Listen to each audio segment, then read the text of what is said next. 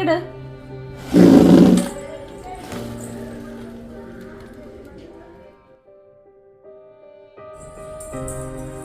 അതെ, മതി T V കണ്ടത്. എണീറ്റ് വീട്ടിൽ പോവാൻ നോക്ക്. ചോറുണ്ട ഞങ്ങൾക്ക് ഇവിടെ.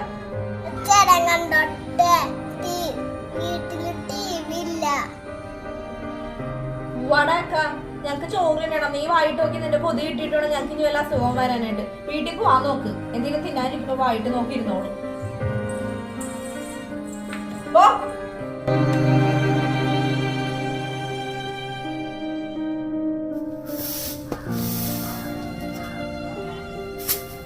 അപ്പത്തെ വീട്ടില് അമ്മ വാലടിച്ച്